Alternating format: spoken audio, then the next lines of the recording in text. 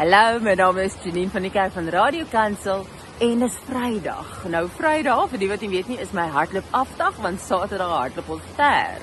En dan kom ek na hierdie spot, my gunsteling spot, om te tuur. Ek kyk net so in die verte en dink oor dinge.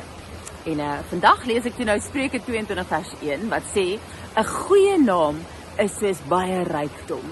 Guns is beter as silwer en as goud. En ons doen verjaarsdae op Radio Kansel elke dag. Dan reël iemand nou vir hulle geliefde dat ons hulle op die lig op nasionale radio gelukwens.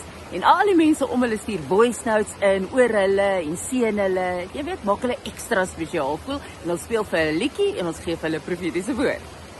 Nou vandag sin die vrou wat dit vir haar gereël het. Ek vra vir haar, so is hierdie vrou lief vir Jesus?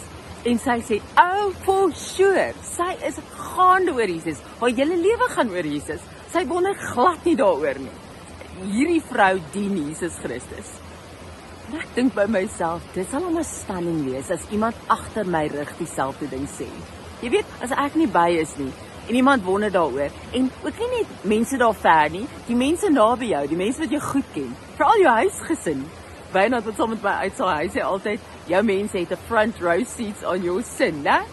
Want hulle sien jou rarig, en as jou eie mense weet dat ten spyte van al jou chol, is jy lief vir Jesus, jy stap die pad saam met Jesus, dan het dit waarde.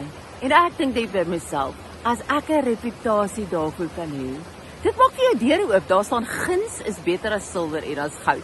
Want mense wat weet jy is lief vir Jesus, mense wat weet jy sal gee wat jy kan, jy sal doen wat jy kan om te help, jy sal Jesus se hande en voete wees, jy sal, want jy is lief vir Jesus.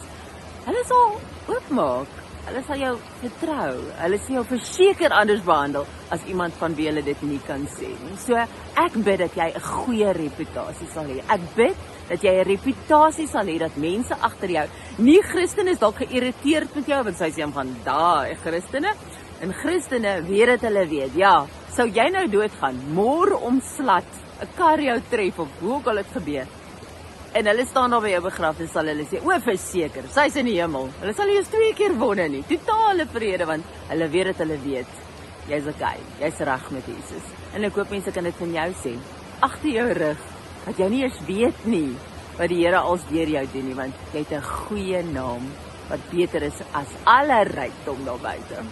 Nou maar toe, ek gaan verder tuur, môre hardop ons ver en dan praat ons weer.